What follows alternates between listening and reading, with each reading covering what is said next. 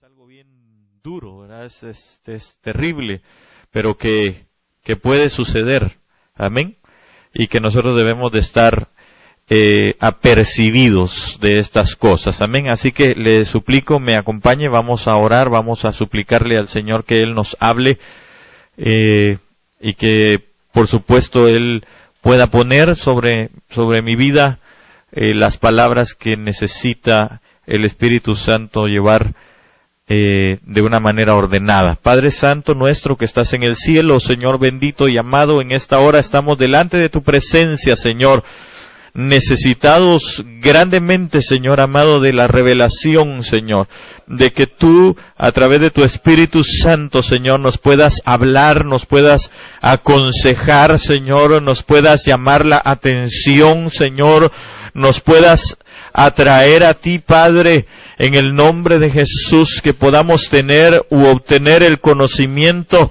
pero no solamente que se quede así, sino también el entendimiento, Padre, y que entonces ese entendimiento, Señor, nos haga procurar, Señor, llevar a la práctica tu palabra, Señor, tomarla, atesorarla, Señor, y vivirla en el nombre poderoso de Cristo Jesús, Señor, que en esta hora tu pueblo, Señor, pueda recibir esta palabra. Yo te suplico, Padre, que pongas ordenadamente los pensamientos que necesito, Señor, exponer, Padre, a través de tu Espíritu Santo, y que las palabras, Señor, que de mí salgan puedan ser llenas de la vida del Espíritu en el nombre de Jesús, Señor, y que puedan llegar hasta lo profundo de cada mente, de cada corazón, y aún hasta los huesos, Señor, en la profundidad de los tuétanos, Padre, para producir vida en el nombre de Jesús. Te lo suplico, Padre bendito.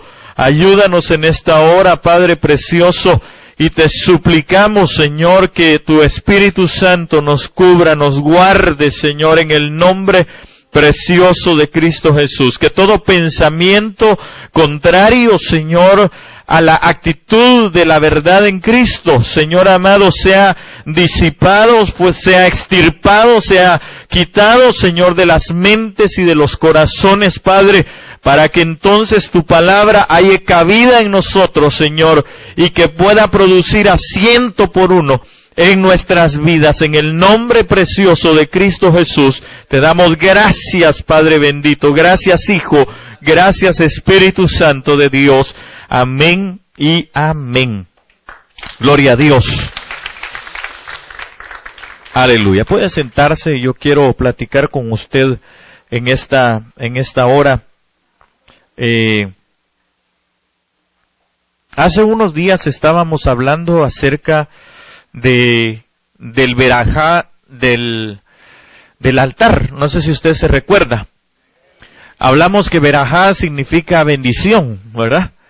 Entonces, yo quiero platicar con usted acerca de algo que después vino a mi mente, a mi corazón, y empecé a ver y a entender algunas cosas extraordinarias, hermano, que la palabra tiene, como todo, ¿verdad? Como todo es extraordinario en la palabra, pero hay algo que llamó mi atención dentro de los versos que tal vez ya no tocamos después, ¿verdad? Porque creo que solo uno pudimos tocar en cuanto a la administración de la bendición.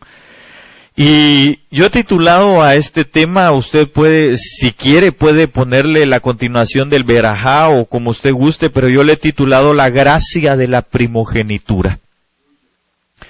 Y la gracia de la primogenitura es una bendición para nosotros, es decir, la bendición que nosotros tenemos es necesaria en nuestras vidas, amén, en cuanto a entender que por su gracia nosotros hemos hallado, hemos alcanzado estar dentro de los primogénitos hijos de Dios. Recuérdese que Jesucristo es el unigénito Hijo de Dios, pero que es el primogénito dentro de los primogénitos de Dios. Es decir, es el primero de los primeros. Cuando hablamos de primogenitura estamos hablando de la palabra protos, que es el primero en espacio, tiempo, etcétera, ¿verdad? Lugar. Y entonces el Señor Jesucristo es, y perdone a mí, no sé, me gusta mucho la pizarra, ¿verdad? Pero quiero decirle que el Señor Jesucristo es el unigénito. Vamos a cortarle un poquito aquí de la N, ¿verdad? Unigénito. Es decir, es el único hijo. Único hijo que el Señor reconoció como tal, que salió de él.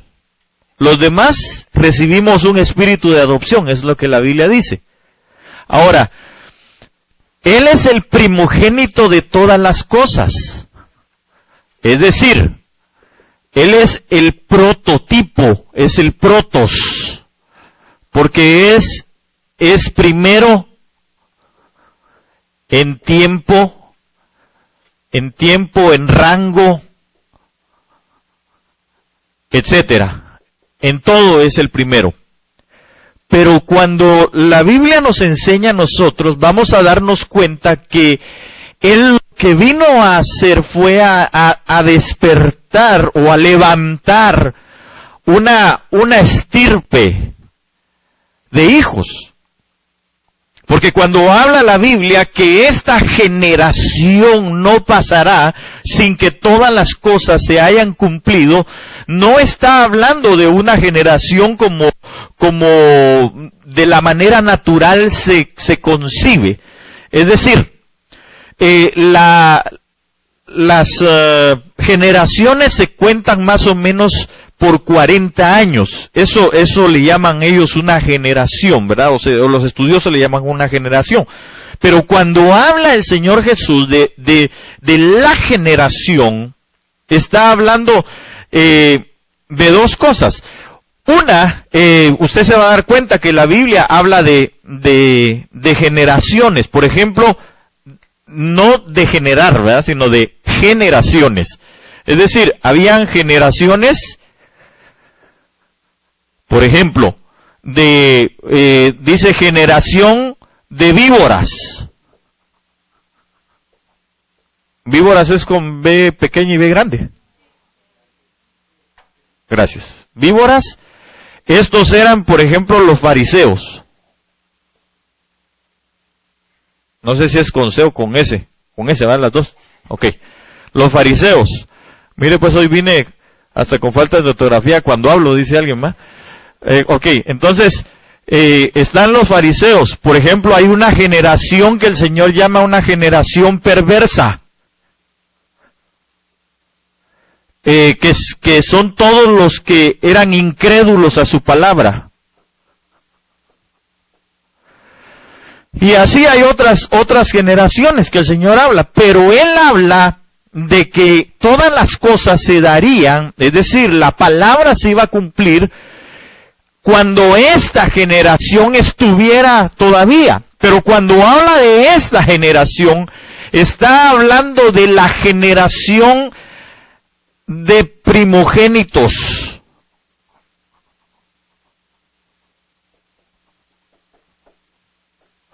Es la generación de primogénitos. ¿Por qué? Ahorita se lo voy a leer. Porque Él, siendo unigénito, es el primogénito de todas las cosas, y ahora lo que restauró fue la generación de primogénitos. Y entonces, ¿por qué le estoy hablando de esto? Ahorita vamos para allá. Porque si usted me acompaña, por favor, a Hebreos capítulo 12 y verso 12 en adelante, vamos a leer, a usted no le hace mal leer la Biblia, ¿verdad, hermano? Vamos a leer algunos pasajes, o más bien algunos versículos. Hebreos 12:12. Del 12 al 24 vamos a leer. Y se lo voy a leer así rápidamente y luego vamos a ir analizando con la ayuda del Espíritu Santo estas cosas que están aquí incluidas. Ok, entonces dice: por lo cual levantad las manos caídas y las rodillas paralizadas. En algunas versiones dice endebles, ¿verdad? Es decir, que están flojas, podría ser también que están débiles. Y haced sendas derechas para vuestros pies, para que lo cojo no te salga del camino, sino que sea sanado. Seguid la paz con todos y la santidad sin la cual nadie verá al Señor. Mirad bien, no sea que alguno deje de alcanzar la gracia de Dios. Diga conmigo, gracia de Dios. Que brotando alguna raíz de amargura os estorbe y por ella muchos sean contaminados. No sea que haya algún fornicario profano como Esaú, que por una sola comida vendió su primogenitura. Porque ya sabéis que aún después, deseando heredar la bendición, fue desechado, y no hubo oportunidad para el arrepentimiento, aunque la procuró con lágrimas. ¿Qué procuró con lágrimas? ¿Ah? No, la bendición, ahí lo dice. Dice, porque ya sabéis que aún deseando heredar la bendición. Estamos hablando, si usted quiere, como hemos estado hablando del altar, seguimos hablando del altar. Aún deseando heredar la bendición, fue desechado y no hubo oportunidad para el arrepentimiento, aunque la procuró. No dice procuró él, sino la procuró con lágrimas. Es decir, ¿qué cosa? La bendición. Y vamos a leer dónde está eso. Porque no os habéis acercado al monte que se podía palpar y que ardía en fuego, a la oscuridad, a las tinieblas y a la tempestad. Es decir, el monte donde se le apareció el Señor a Moisés, ¿verdad? Aquí lo dice. Porque no os habéis acercado al monte que se podía palpar, que ardía en fuego, a la oscuridad, a las tinieblas y a la tempestad, al sonido de la trompeta y a la voz que hablaba, la cual los que la oyeron rogaron que no se les hablase más, porque no podían soportar lo que se ordenaba. Tremendo, ¿verdad? Si aún una bestia tocare el monte, será apedreada o pasada con dardo. Y tan terrible era lo que se veía, que Moisés dijo, estoy espantado y temblando. Sino que os habéis acercado, ¿a dónde? Al monte de Sión, a la ciudad del Dios vivo, Jerusalén la celestial. Mire a dónde nos hemos acercado. Monte de Sión, ciudad del Dios vivo, Jerusalén celestial, a la compañía de muchos millares de ángeles, a la congregación de los primogénitos que están inscritos en los cielos, a Dios el juez de todos, y a los espíritus de los justos hechos perfectos. 7 cosas a donde nosotros nos hemos acercado. Y eso es tremendo. Veamos acá.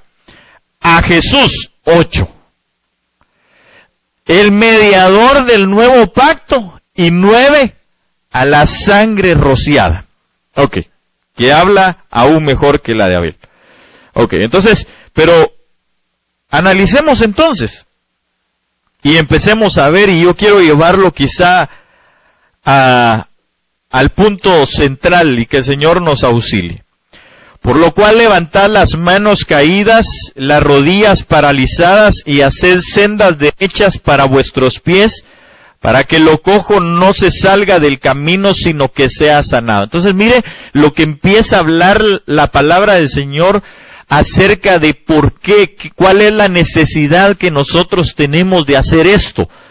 De tal manera que entonces, hermano, nosotros podamos hallar la gracia que nos va a llevar a la primogenitura, porque según este pasaje, ¿a dónde nos hemos acercado?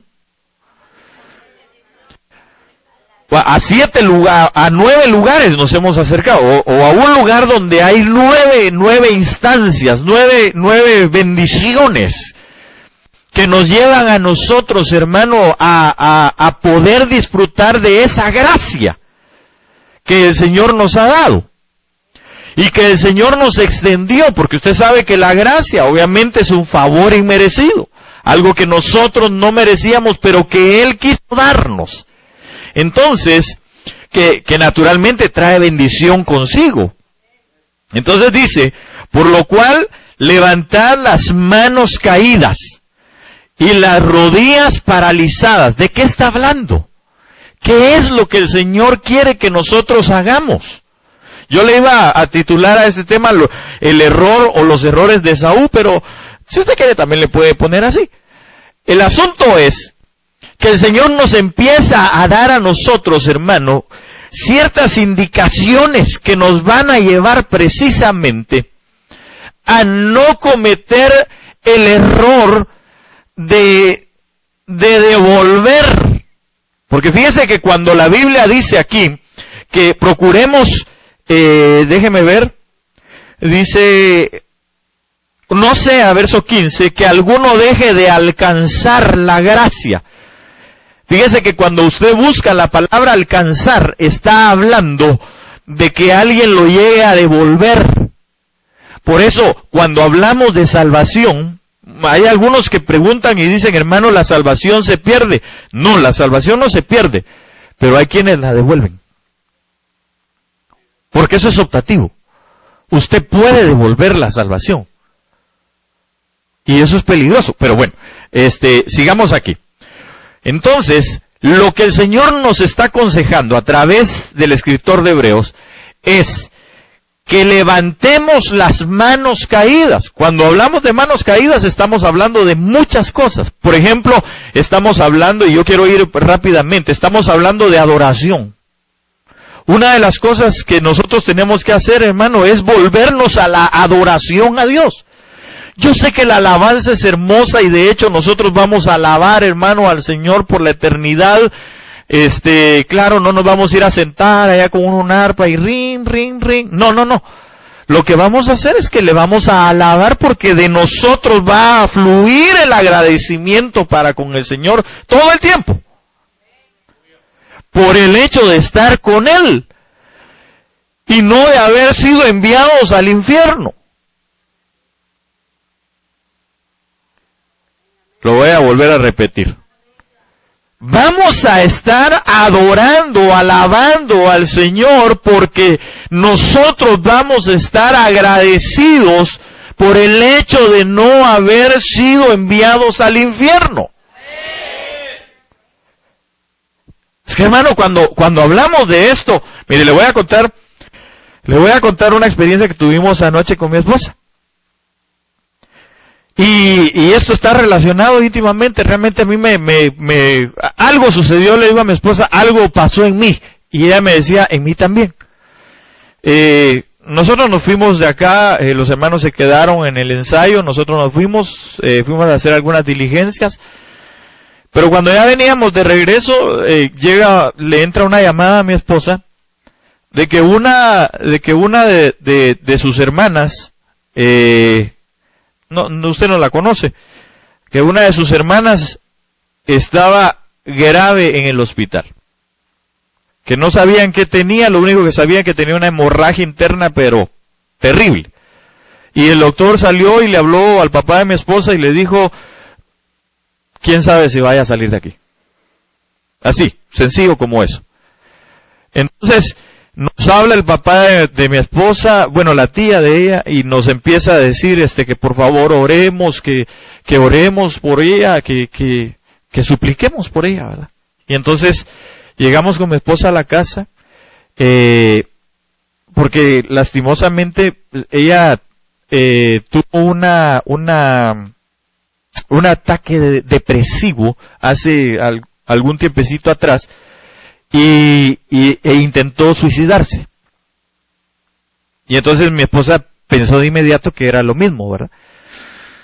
Y llegamos a la casa, hermano, y le dije yo, mira, oremos, pidámosle al Señor que tenga misericordia.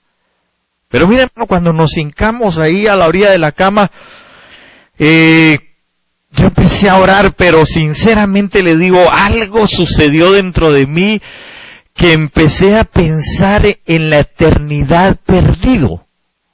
es decir, en la eternidad en la que el alma se pierde. Hermano, entró un dolor, una angustia, un temor, ¿por qué no decirlo? No por mí, sino por aquella alma que se estaba perdiendo. Y yo le empecé a clamar al Señor y le decía, Señor, ten misericordia de esa alma, dale una oportunidad, pero también danos una oportunidad a nosotros de hablarle. Porque mi esposa pues no tiene mucha comunicación con ella, con esta joven, pues relativamente es joven. Y entonces, hermano, sencillamente empezó aquella situación y yo empecé a orar y decirle, Señor, ten misericordia, Señor, tu palabra dice que si dos, Señor, se ponen de acuerdo para pedir cualquier cosa, tú lo vas a hacer, pero yo no te estoy pidiendo, Señor, más que por favor tengas misericordia, que nos des un chance, que le des un chance a ella, a su alma, Señor, de ser salva, y nosotros danos una oportunidad nada más para decirle que puede ser salva. Y en la tarde, antes de venirnos ayer, mi esposa, pues, un poco compungida, me había hablado precisamente de una muchacha aquí en Estados Unidos, tal vez alguien lo sabe, que se cambió de estado porque le encontraron cáncer en su cerebro, y entonces ella dijo que se iba a ir a otro estado donde le podían practicar la eutanasia, ¿verdad? Hoy salió que hoy era el día de la ejecución, por así decirlo, y pues se arrepintió. Entonces le dije yo, haz cualquier cosa, pero mándale un correo y dile que en Cristo hay salvación. Y entonces, hermano, mire, yo no sé si estoy dentro del tema, pero lo que le quiero decir, hermano, es que empezó aquella situación en mi corazón, y yo le decía, Señor, por favor, ten misericordia de esa alma. Y entonces, me di cuenta, hermano, y usted dirá, a la que carnal el pastor. Pues sí, perdón, hermano, yo sí, que creo que tiene tal vez a lo mejor un pastor que no se ha dado cuenta, ¿verdad?, de esto. Pero, hermano, yo me di cuenta de la angustia de las almas. Y pude entonces comprender por qué la Biblia dice que el Señor, en una profecía, Él venía a buscar a las ovejas perdidas de la casa de Israel. Por amor. Y lo tremendo es que el Señor, cuando vio a las ovejas perdidas de la casa de Israel, de alguna manera el Señor había prometido, y ha prometido que sencillamente los va a salvar. Es una promesa de Él, pero yo me imagino, y déjeme por favor ver esto así, yo me imagino que usted y yo, que no estábamos en los propósitos de ser pueblo de Dios, empezamos a compungir, por así decirlo, o no a compungir, sino a producir en el Señor una compasión en su corazón. Y entonces ahí aparecimos usted y yo, y Él vino y se vino a dar en pago de sus pecados y mis pecados, para salvarnos, para darnos salvación. Es que, hermano, perdóneme, pero no hay cosa más extraordinaria que nosotros seamos salvos. No hay nada más extraordinario que la salvación de nuestras vidas.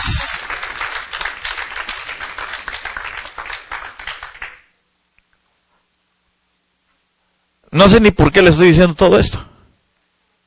Pero lo que sí sé, hermano, es que nosotros estamos como acomodados. Pensamos que si tenemos padres cristianos ya somos cristianos, y eso no es cierto. Pensamos que si venimos a la iglesia, hermano, ya con eso somos salvos, y eso no es cierto tampoco. La salvación no se hereda. La salvación se busca. Para ser salvos nosotros tenemos que reconocer a Cristo Jesús en nuestro corazón. y empezar a tener con Él comunión. Necesitamos, hermano, oír y llegar y todos los días arrepentirnos y decirle, Señor, hemos pecado contra ti. Y volver nuestro corazón de todas las cosas malas que hacemos. Sí, hermano amado, perdóneme, pero aquel que camina en el filo de la navaja, en el filo del estar con un pie en el mundo y tratando de poner un pie dentro de las cosas del Señor, está en peligro. Dos lugares hay para pasar la existencia eterna: el cielo y el infierno, punto. No hay para dónde, ahí está en la palabra. Perdóneme que sea tan claro, pero es que necesito decírselo. ¿Y qué tiene que ver todo esto con la primogenitura? Espérenme un cachito, ya vamos para allá. Porque le decía que parte de lo que el Señor nos está diciendo es, levanten sus manos, adoren. Adórenme. Yo les he dado salvación. Yo he enviado a mi Hijo Jesucristo para que ustedes lo reconozcan, para pagar por ustedes. Hermano, perdóneme, pero ¿qué necesidad tenía Dios de enviar a su Hijo? A que nos salvara. Si una vez le dijo a Moisés, ¿sabes qué? Hazte a un lado, yo voy a quitar todo este pueblo y te voy a poner un pueblo nuevo. El mismo Señor Jesús dijo, si estos se callaran de las piedras, el Señor levantaría, mi Padre levantaría de las piedras en este momento hijos de Abraham para seguir haciendo lo que estos están haciendo. ¿Qué estaban haciendo? Adorando. Entonces, hermano, nosotros necesitamos adorar. ¿Sabe por qué? Porque la adoración, hermano, nos traslada, nos transporta a nosotros al estado del cielo. Es decir, nosotros vamos hacia el cielo en ese momento y al mismo tiempo, hermano, nosotros atraemos la presencia del Señor consigo.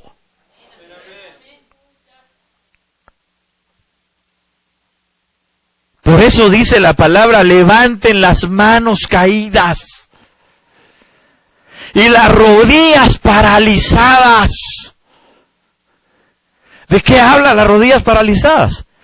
De la poca oración que se tiene. ¿Por qué cree usted que aquel hombre paralítico que el Señor llegó, hermano, por 34 años tenía la parálisis y estaba ahí en aquel lugar esperando, dijo él, que alguien cuando se movían las aguas lo echara ahí y pudiera ser sano? Y el Señor llegó y le dijo, ¿quieres ser sano? Ese hombre no lo reconoció, no sabía quién estaba delante de él. ¿Sabe por qué? Porque tenía paralizadas sus rodillas. Hay gente en la actualidad, hermano, dentro de las iglesias que no saben cuándo Dios les habla, no saben distinguir la voz de Dios, no saben ser dirigidos por el Señor. ¿Sabe por qué? Por una sencilla razón. Y es porque no hay oración en su vida. Por eso vive con fracasos, con desvaríos, con desvíos y con un montón de cosas. Y la Biblia dice que si algo nosotros tenemos que hacer, hermano, es orar para ver si podemos llegar a ser tenidos por dignos de participar en el arrebatamiento. La iglesia, mucha iglesia se ha olvidado, hermano, de orar. Mucha iglesia se ha olvidado de orar. Y cuando hablo de orar, hermano, no estoy hablando de la oración de los 3 tiempos de comida. Ni tampoco estoy hablando de una oración, hermano, de repetición del Padre Nuestro, porque muchos eso es lo que hacen nada más. Estoy hablando de una comunión continua con el Señor, buscando cuál es la voluntad de Él. La Biblia dice que Jesús en los días de su carne, hermano, procuró con lágrimas que el Señor lo salvara. Jesús. ¿Y usted y yo quiénes somos para no hacerlo?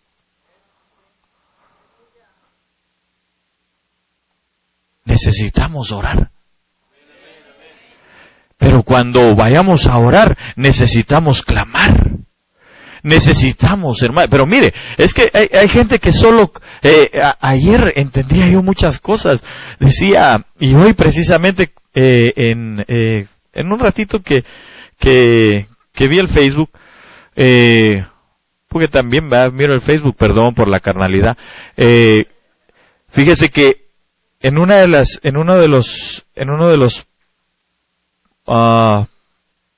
pósters o cómo se llaman, ¿verdad?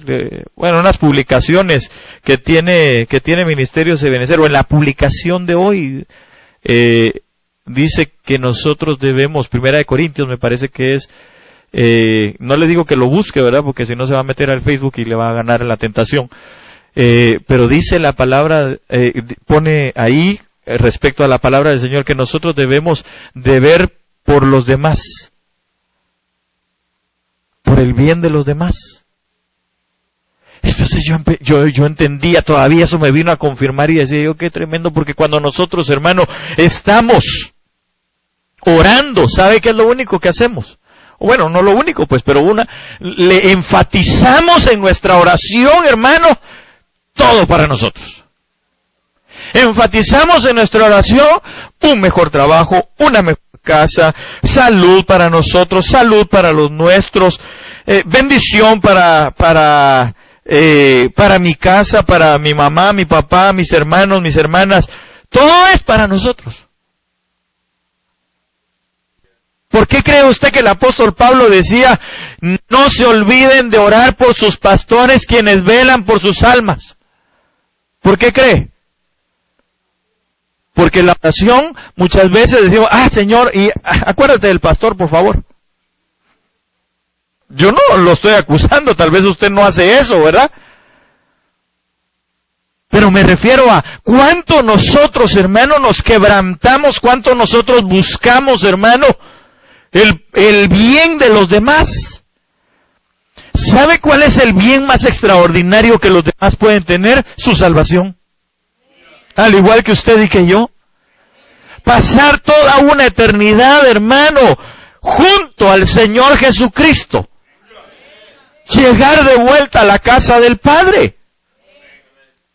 Pero nosotros nos concentramos en las cosas de la tierra. Ya voy para allá, ahorita. Y mejor me apresuro, ¿verdad? Porque el tiempo nos corre. Haced sendas derechas para vuestros pies. La Biblia dice que nosotros debemos de entregarle al Señor nuestros caminos y Él va a enderezar nuestras sendas.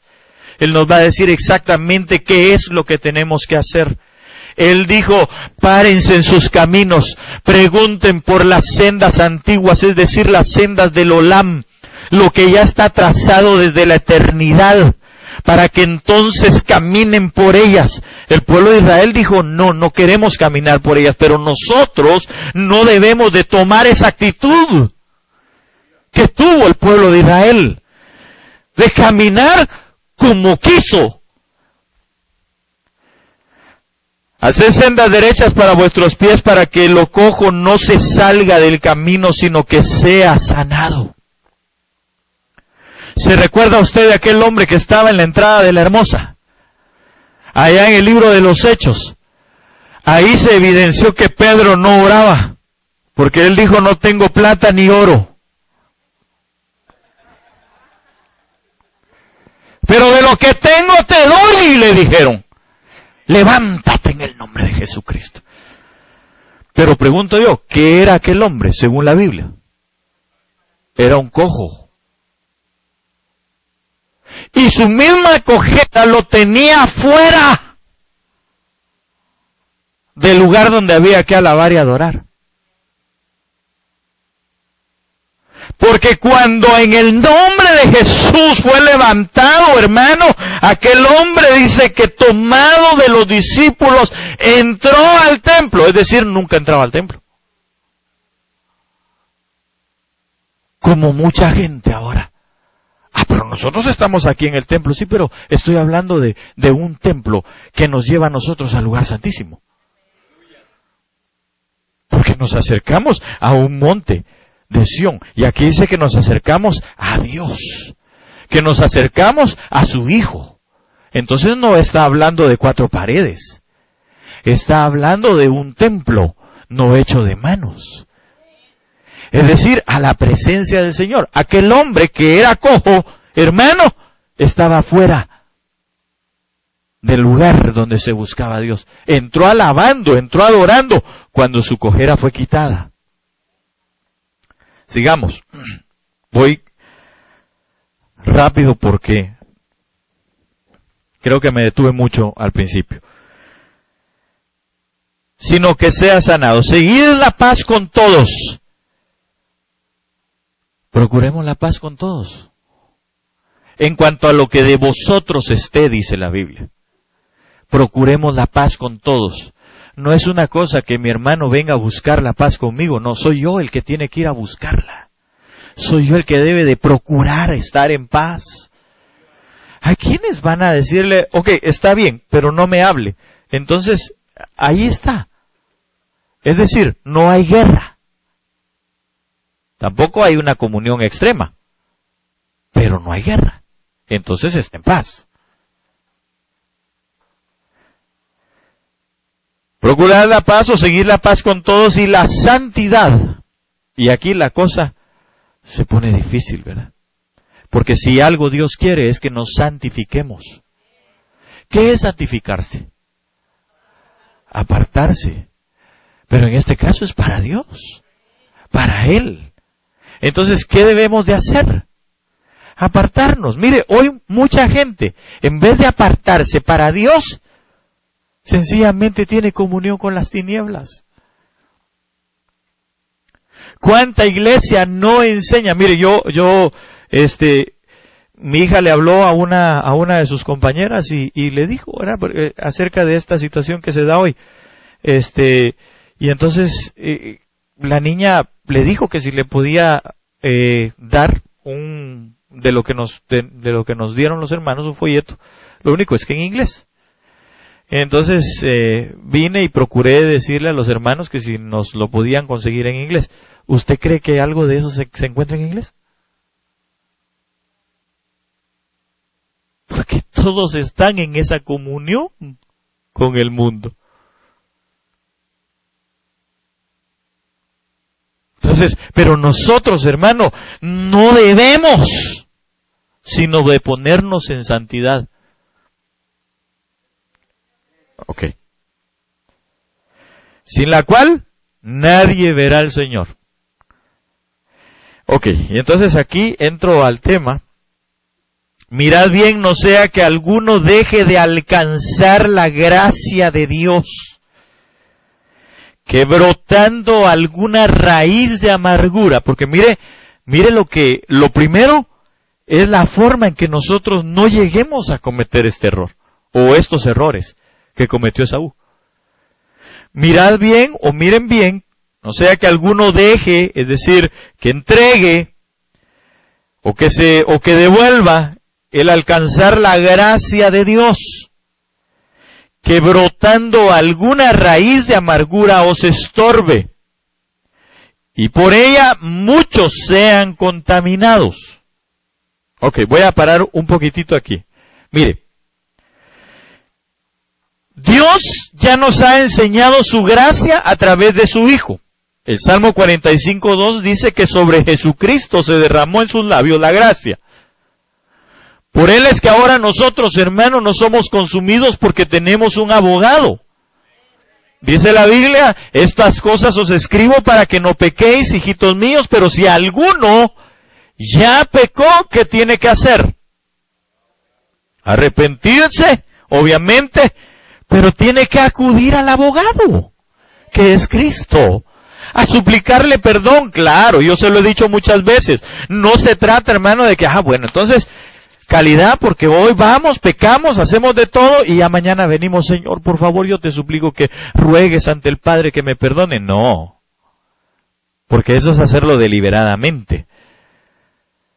La Biblia dice que el pecado yace a la puerta y trata de alcanzarnos, nos asedia el pecado, eso es lo que la Biblia dice. ¿Qué es asediar, hermano? Es estar acosando, es estar, mire, como calía, diría mi abuela, no sé qué eran las calías, ¿verdad? Pero me imagino que ha de ser algo que estorba, que todo el tiempo está ahí, necio, necio, necio, necio, necio. Así está el pecado siempre. Empieza con la tentación, todos los días llega la tentación.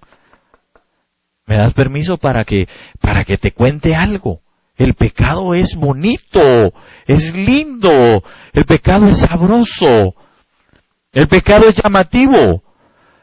La Biblia dice que aquella mujer, hermano, del libro de los Proverbios, le decía al alma preciada del joven, que era la que quería capturar, le decía, porque el pecado en escondidas es delicioso. ¿O el pecado no es sabroso, hermano? ¿Ah? Dígame, estamos en confianza. Yo no estoy diciendo que usted está pecando. Yo solo le estoy diciendo de que de donde vinimos la mayoría, el pecado no, ¿acaso no es deleitoso? Claro que es deleitoso para la carne. Si no fuera atractivo. Si no, nadie pecaría. Y entonces, todos los días, aquellos que estamos procurando dejar el pecado, nos lo ponen aún mejor.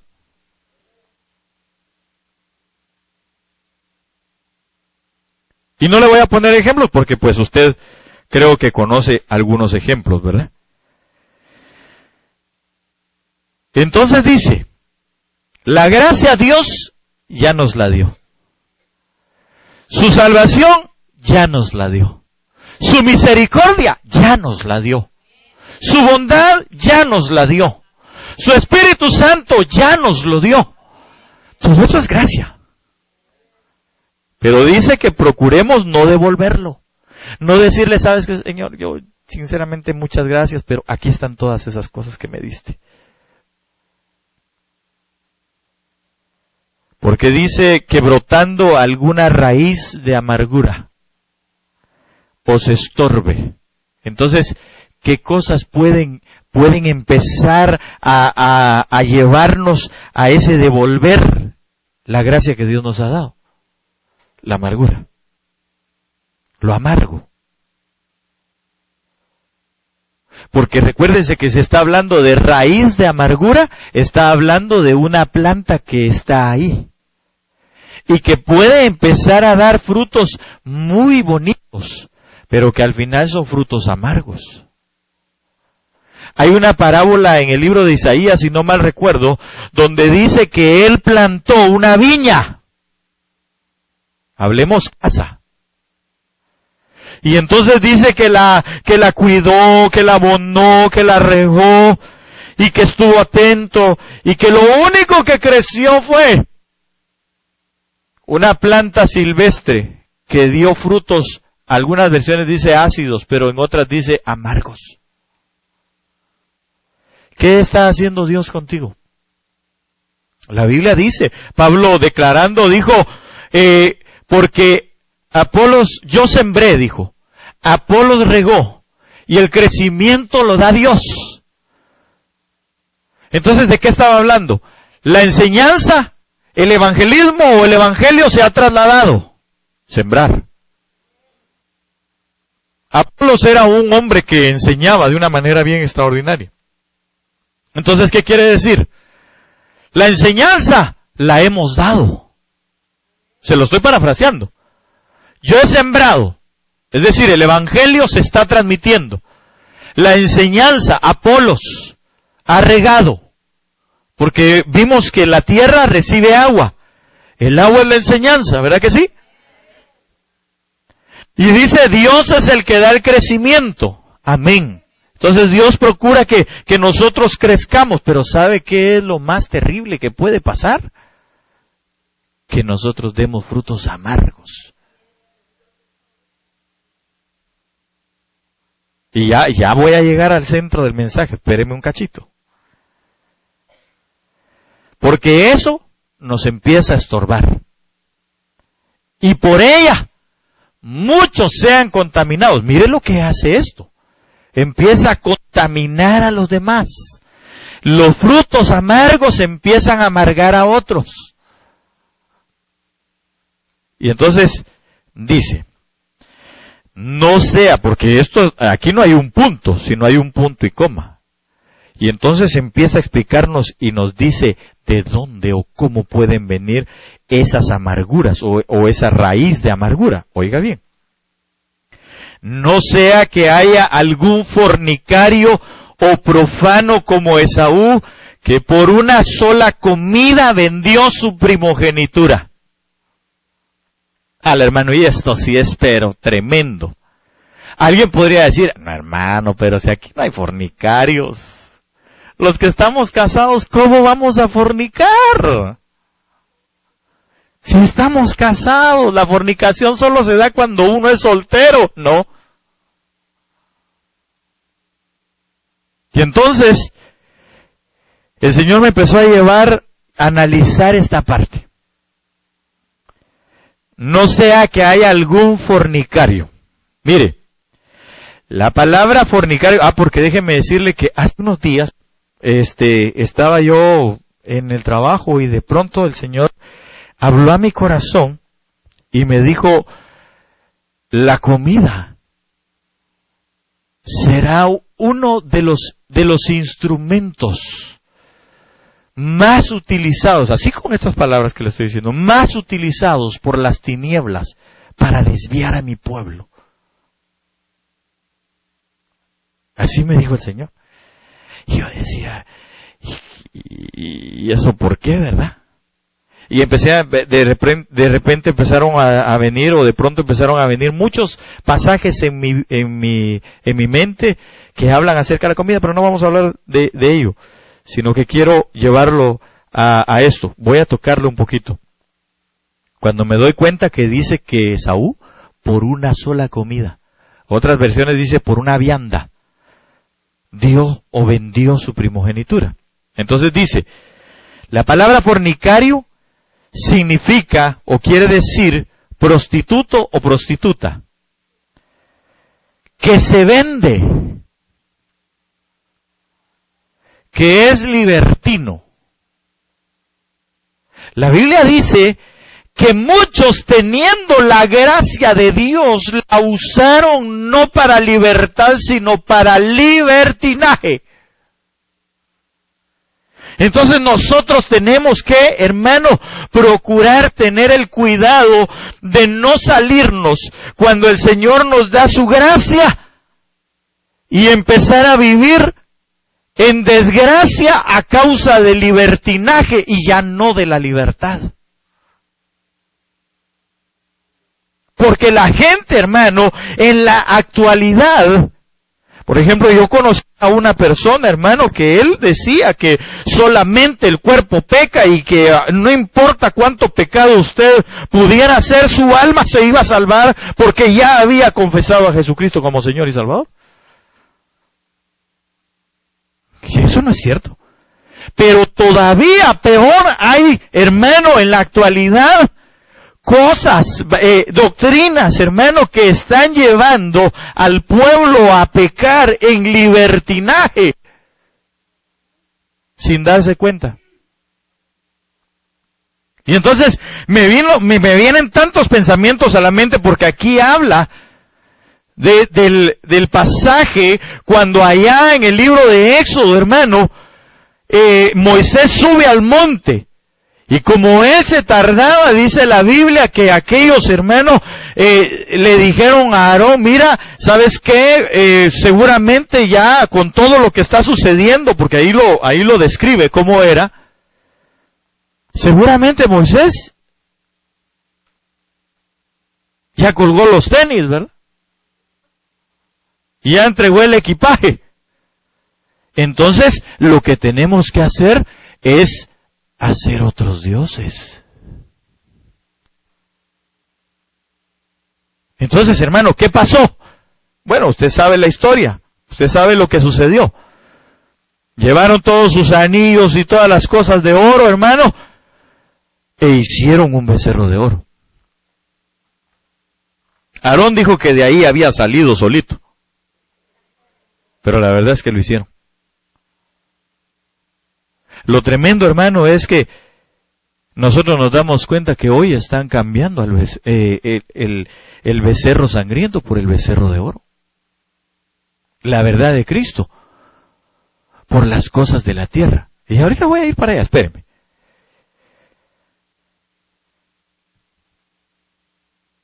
Que alguno sea fornicario como Esaú, o profano, ¿verdad? Pero me voy a saltar la palabra profano, y ahorita voy a decirle qué es eso. Como Esaú.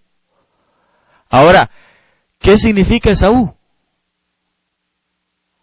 Esaú significa velludo, significa como peludo. En inglés es, a ver si lo menciono bien, hairy. A ver. Va, hairy. Peludo, hombre. Así era, peludo. Estaba lleno de pelos, lleno de vellos. Pero lo tremendo es que la palabra del Señor nos enseña que la relación cabello, pelo, es con los pensamientos. Entonces, ¿de qué estaba lleno? ¿Pero de qué tipo de pensamientos? Si la Biblia dice, cuando usted va a ver allá en el libro de Génesis, hermano, qué era o quién era Esaú, da una descripción de Esaú que era un hombre cazador. Cuando su padre agarra tal vez si podemos buscar el pasaje, cuando Isaac toma a Jacob, hermano, y lo acerca, iba vestido de la vestimenta de Esaú. Y cuando lo agarra, hermano, y se lo acerca y lo huele, porque Isaac ya no veía bien. Y lo huele, dice, es el aroma de mi hijo, el aroma al campo. Según la parábola del sembrador, ¿qué es el campo? El mundo. Entonces, ¿dónde se mantenía? En el mundo.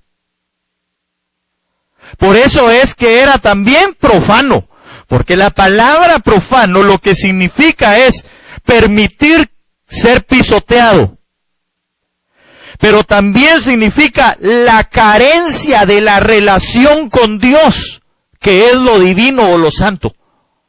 Dios es divino y santo. Lo profano es lo contrario, es decir, la carencia de esa relación. Por eso dice el Señor que lo que debemos de hacer es levantar nuestras manos.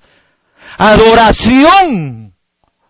Porque la adoración, hermano, es la comunión, la íntima comunión con el Señor. Este hombre no la tenía. Esaú no tenía comunión con Dios, porque él andaba en el campo. Lo encontraron por ahí. Tal vez si lo leemos, por favor.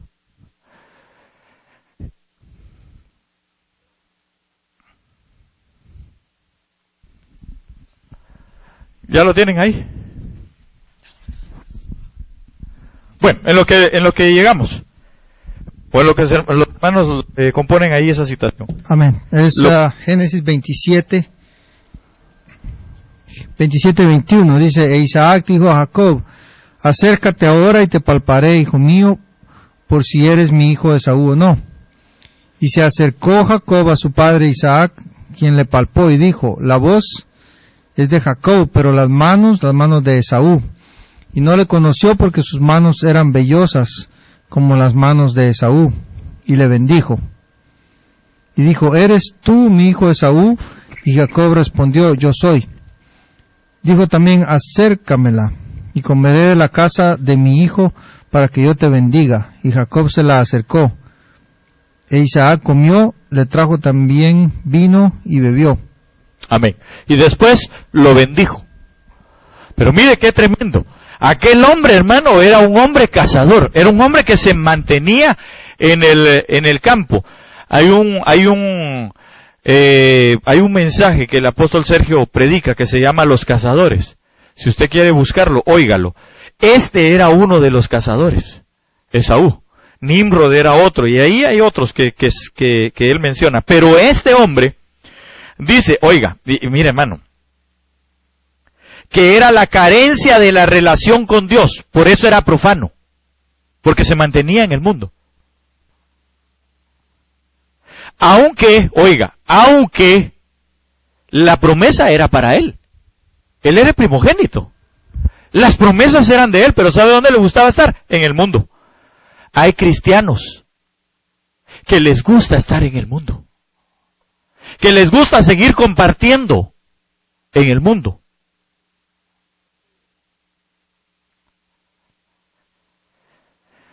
Hay cristianas que les gusta compartir en el mundo y viven cazando almas, fornicando y adulterando, cazando almas de hombres.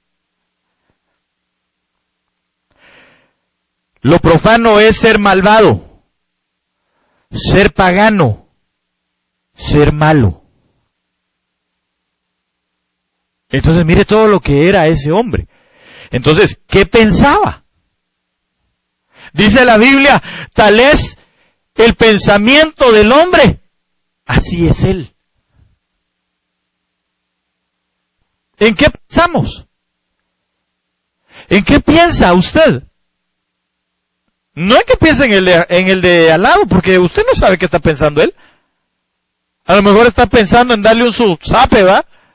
Porque le cae mal. ¿Verdad? Porque no pone atención. Usted no sabe lo que está pensando. Pero aquel hombre era peludo.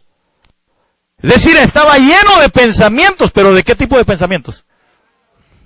Malos. Del mundo. ¿Con quién se juntaba? Con los del mundo, si vivía en el campo. ¿Qué era lo que se mantenía haciendo? Cazando.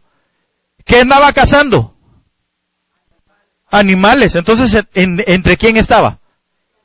Entre animales. ¿No dice la Biblia que las mentes son animales? Que después se van denigrando a una mente corrompida y por último terminan con una mente diabólica. Entonces, hermano, perdóneme, pero aquel hombre estaba lleno de pensamientos humanos. Por eso es la necesidad. Mire, el Señor pone, en este pasaje pone primero todo lo que debemos de hacer para no tener pensamientos humanos. Para no tener pensamientos de este mundo ya. Porque este mundo se va a terminar. Yo entiendo, hermano, que nosotros tenemos que trabajar y que usted anda con gente que no conoce del Señor Jesucristo, pero ¿sabe qué? Es que usted y yo somos los responsables de llevarles a ellos la palabra. Conviértanse ellos a ti y no tú a ellos, dice la palabra. Entonces, usted y yo somos los responsables de no ser velludos. Ahora, dice que por una sola comida o una vianda vendió. ¿Por qué la vendió? Porque era fornicario. Porque se vendió. Se vendió por la comida. Ahora, mire, esto me impresionó. Claro, comida, usted lo va a ver, hermano, y significa alimento. Ah, qué gran descubrimiento, pastor. También significa comida. Extraordinario. Pero ¿sabe qué significa también esa palabra cuando usted la busca? Significa orín. Orín. Así como lo digo, orín es lo que significa. Y entonces dije yo, ¿y eso qué tiene que ver? Y cuando usted en ese momento piensa y le baja la concordancia bíblica a su mente, dice, haceos tesoros en el cielo, donde la polía y ¿qué? Y el orín no corrompen. ¿Sabe por qué? Porque el orín se vierte en la tierra, se queda en la tierra y nutre. Sí, fíjese que yo busqué ¿para qué se usa el orín? Y el orín se usa, especialmente el de los animales, se usa para hacer abono, para que crezcan plantas. Pero ¿qué clase de plantas estaba este hombre cosechando o estaba haciendo? Amargura. El orín son las cosas de esta tierra.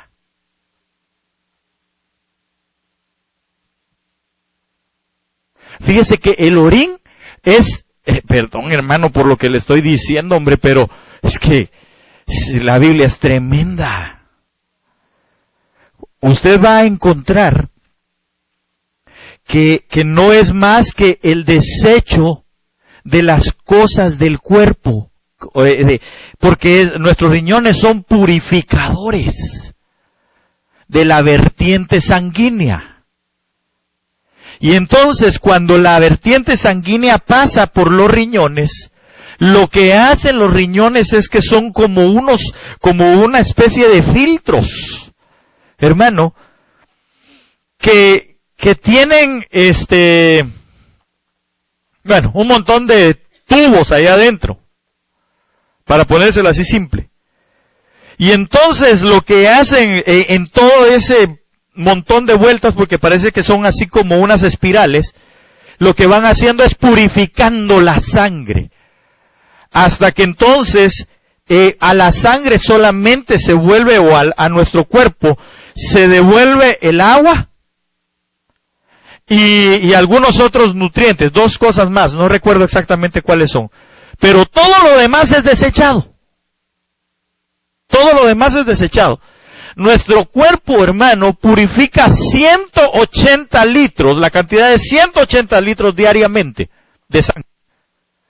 Y desecha 1.5 litros.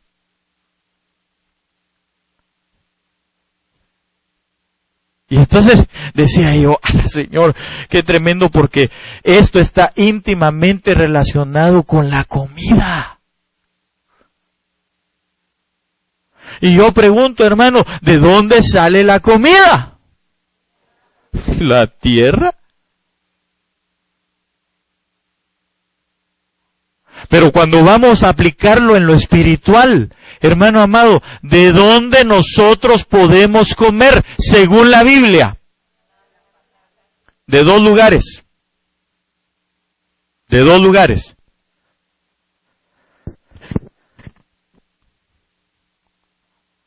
Una, dice, 2 mesas hay donde se puede tener comunión. Una es la mesa de los demonios y la otra, la mesa de Cristo. Hoy la gente está comiendo ¿qué? De la mesa de los demonios. ¿Por qué cree usted que se relaciona con comida todo lo que se hace ahora? ¿Por qué cree usted que en nuestros pueblos, creo que es mañana o pasado, no sé cuándo, empiezan a hacer pan de muertos y pan de no sé qué, y comidas, y viandas, y fiambre, y un montón de cosas más? Y perdón si alguien hizo fiambre, ¿verdad? Pero es que es participar de ello. La comida. Yo cuando el Señor me estaba hablando de esto, dije yo, pues no es bien tuntún, hermano. Dije, Señor, qué tremendo con el pensamiento que me pusiste, que en el final de los tiempos, si algo, y mire, cuando el Señor puso eso, cuando me habló a mi corazón, ¿sabe qué pasaje me vino a mi mente? Cuando dice que en el final de los tiempos serán como los días de Noé, en el que comían y bebían. Claro, dice otro montón de cosas, pero comían. Comida.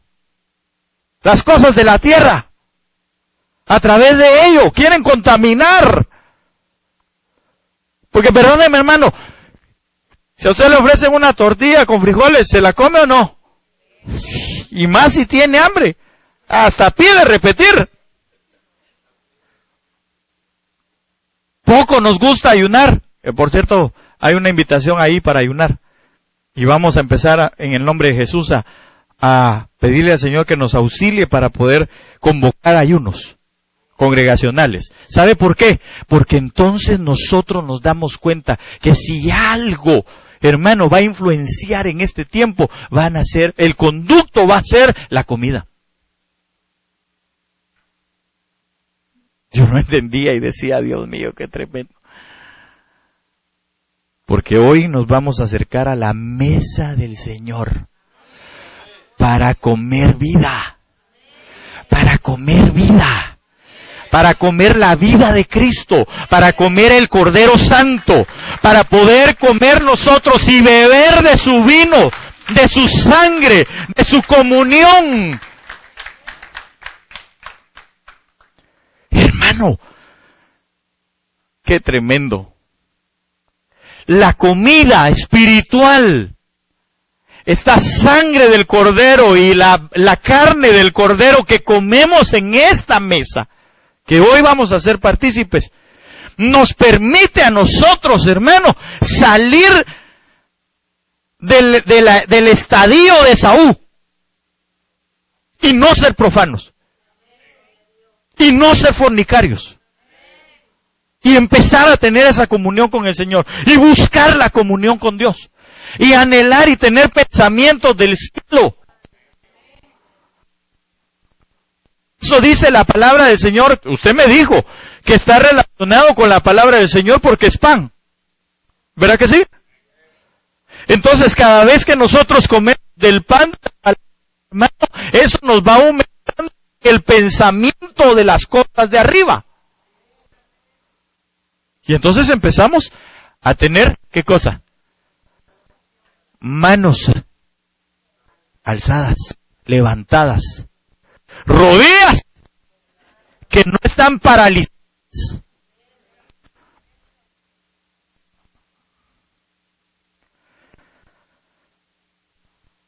Y voy a terminar leyéndole el resto. Porque ya sabéis que aún después, deseando heredar la bendición, fue desechado. Y no hubo oportunidad para el arrepentimiento, aunque la procuró con lágrimas. Cuando usted va a ese pasaje, ¿era qué? ¿Génesis qué? 27. Lea todo Génesis 27. ¿Sabe qué es lo tremendo? Que Esaú llegó, hermano, después de que Jacob ya había salido, y llegó, hermano, ya con el guiso y todo, y cuando llegó, le dijo, Padre mío, le dijo, aquí te traigo para que me bendigas, y le dijo, pero y entonces ¿quién vino? Si yo ya lo bendije. Ya le di la bendición. ¿Y sabe qué hizo aquel hombre? Dijo, pero solo una bendición tienes. Tal vez si lo podemos leer. Solo una bendición tienes, no tienes más bendiciones. Y fíjese que dijo que 2 veces, 2 cosas le quitó Jacob a Esaú. Una la primogenitura y la otra la bendición.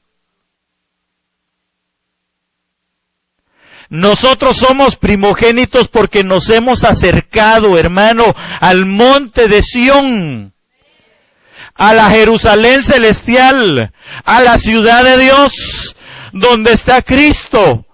Ahorita lo vamos a leer. Por eso, hermano, usted y yo, oiga bien, usted y yo, en el aspecto primogenitura, somos como Esaú porque tenemos el derecho a la primogenitura. Pero depende de nosotros obtener la primogenitura. Depende de nosotros, hermano, que nos convirtamos en Israel. Porque tampoco es en Jacob, aunque hay un proceso. ¿Lo tenés ahí? Amén. Es Génesis 27:37. Dice, Isaac respondió y dijo a Esaú, he aquí yo le he puesto por señor tuyo, y le he dado por siervos a todos sus hermanos. De trigo y de vino le he provisto. ¿Qué pues te haré a ti ahora, hijo mío? Y Esaú respondió a su padre, ¿no tienes más que una sola bendición, padre mío? Bendíceme también a mí, padre mío. Y alzó Esaú su voz y lloró. Entonces Isaac su padre habló y le dijo, he aquí, será tu habitación en grosuras de la tierra y del rocío de los cielos de arriba. Y por tu espada vivirás, y a tu hermano servirás. Y sucederá que cuando te fortalezcas, que descargarás su yugo de tu servicio. Va. Ahí hay otro montón de cosas que tenemos que hablar, pero eso es otro día, no hoy. Aquel hombre procuró la bendición. Ya no se pudo. Es decir, devolvió. Cuando dice dos veces, dos cosas me quitó. Una, la primogenitura, y la otra, la bendición. La primogenitura se la quitó porque él era él era fornicario. Y la segunda porque él era profano. Por eso habla de las dos cosas. La primera porque se vendió. A él no le interesó la primogenitura. Es decir, a él no le interesó acercarse a Dios. A él no le interesó el pertenecer al lugar donde se hacen los espíritus perfectos por Dios. Y la segunda, por profano, porque no importaba que pisotear la bendición que Dios le había dado. La comunión con Dios a él no le interesaba, mientras que a su hermano sí. Pero voy a terminar leyendo esto y luego vamos a participar de la Santa Cena. Porque no os sabéis, oiga. Entonces aquí en el verso 18 empieza a decir, a nosotros, diga nosotros. Porque no os habéis acercado al monte que se podía palpar y que ardía en fuego, a la oscuridad, a las tinieblas y a la tempestad, al sonido de la trompeta y a la voz que hablaba, la cual, ese era el Sinaí, la cual los que la oyeron rogaron que no se les hablase más, porque no podían soportar lo que se ordenaba. Si aún una bestia tocara el monte, será apedreado, pasaba con dardo. Y tan terrible era lo que se veía que Moisés dijo, estoy espantado y temblando. Pero oiga, sino que os habéis acercado al monte de Sión. Al monte de Sión, es decir, el lugar donde el Señor tiene su trono. Sión es el lugar de la alabanza. Sión es el lugar donde el Señor tiene sentado su trono. Sión, hermano, es el lugar donde es la habitación de Dios. Ahí nos hemos acercado. Y Él lo puso, hermano, en el tiempo de Moisés, lo puso en el lugar santísimo. Pero en este tiempo lo ha puesto en nuestras vidas. Ahí ha asentado Él su trono de misericordia. Él ha hecho tu corazón habitación para Él. De plano usted se está durmiendo. Él ha hecho habitación de usted. Él ha hecho habitación de usted. Es lo que no concebimos muchas veces, que Dios está aquí adentro, en nuestro interior, cambiándonos, transformándonos, hermano, haciéndonos su habitación. Y muchas veces profanamos esta habitación. Profanar es dejar que lo pisoteen. ¿Sabe por qué? Porque con este cuerpo muchas veces hemos pecado. Y es el templo del Espíritu Santo de Dios.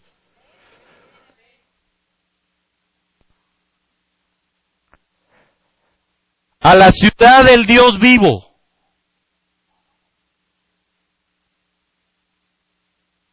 Del Dios viviente. Y usted y yo debemos de ser vivientes. Usted y yo, hermano, el Señor nos llamó para ser vivientes. Jerusalén la celestial. ¿Qué significa Jerusalén?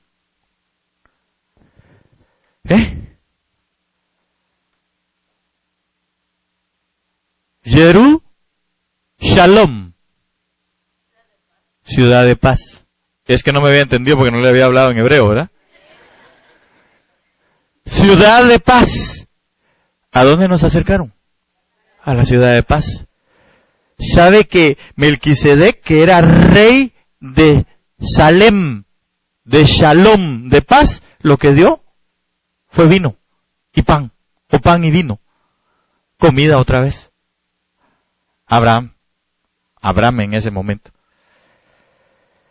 A la compañía de muchos millares de ángeles.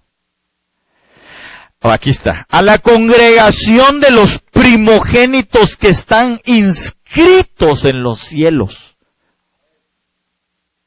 A la congregación de los primogénitos que están inscritos en los cielos. A la congregación de los primogénitos que estamos inscritos en los cielos. Usted y yo hemos sido llamados a ser primogénitos. Por eso tenemos nosotros, hermano, que cuidar esta salvación tan grande. A Dios, el juez de todos. A los espíritus de los justos, hechos perfectos. Dice la Biblia, muere el justo y nadie tiene memoria de él. ¿Sabe por qué? ¿Sabe por qué?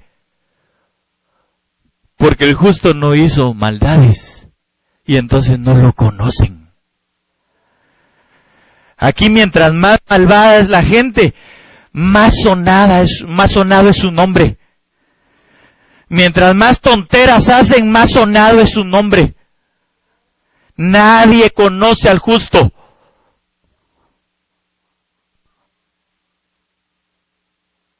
Nadie tiene memoria del justo. ¿Sabe una cosa? Jesucristo es el justo. Y la gente ahora no tiene ya memoria de él.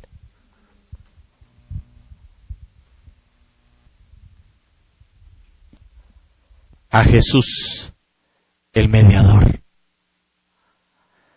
al que todo el tiempo está, Padre, no los cortes, dales un año más. Yo los voy a regar, los voy a abonar, voy a ver qué hago, pero no cortes, no los cortes. Van a dar fruto. Yo sé que van a dar fruto. Fruto bueno, fruto dulce, fruto que saque olor. Dame un tiempo. Es el mediador. Es el que siempre está diciendo, Padre, perdónalo, mira, yo le voy a mandar a este pastor que está allá en North Richland Hills para que le hable una vez más, para que les enseñe, para que como Pablo no se canse de repetir las cosas una vez, 2 veces, 3 veces, 4 veces, 5 veces, 10 veces, 20 veces, hasta que aprendan. Hasta que la enseñanza misma haga brotar, como veíamos la vez pasada, hermano, de la tierra y hierba productiva, frutos buenos. Jesús, el mediador del nuevo pacto. Y a la sangre rociada del Cordero. Póngase de pie en esta noche. Hermano, hoy es un tiempo extraordinario para que usted y yo nos acerquemos a la mesa del Señor. Y yo le dije algo, tal vez si pueden traer a los niños ya, por favor. Mientras cantamos, tal vez los hermanos nos ayudan a cantar. Un momento, vamos a cantar, vamos a ministrar en lo que los niños llegan. Pero déjeme decirle algo. Hermano, Dios nos ha llamado a nosotros en familia. Dios nos ha llamado a nosotros en familia. Él nos ha hecho incluso partícipes de su familia. Y si algo es necesario, es que nosotros hoy podamos participar. Oiga, a Jesús, hoy nos hemos acercado a Jesús, el mediador del nuevo pacto. A Dios que es el juez de todos, pero no se preocupe. Porque cuando nosotros nos acercamos por la mesa del Señor a Jesús, ¿sabe qué? Le voy a decir esto. En Guatemala decimos tenemos cuello. En México dicen se tiene palanca. No sé cómo dirán en otros lados, no sé cómo se dice en inglés. ¿Ah? Que te dan una mano. Cuando nosotros nos acercamos por la sangre del Cordero en la mesa del Señor, ¿sabe qué pasa? Tenemos un mediador que lo que hace es abogar y decir: yo sé, Padre, que tú eres Dios justo, Dios juez de todos, pero yo soy el abogado que está clamando por ellos y lo que pongo es mi sangre. Y entonces el Padre detiene todo juicio sobre nosotros. Pero déjeme decirle algo, mire, hermano, de veras yo tengo en mi corazón algo y quiero decirle en esta noche: nosotros necesitamos, óigame bien, voy a esperar a que los niños vayan con sus papás, voy a esperar a que todos estemos juntos.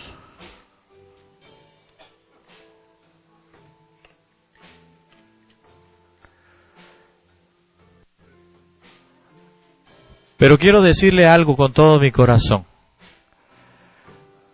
¿Sabe? Este evangelio no es un evangelio de juego. Es un evangelio de verdad y de vida. Es un evangelio de vida.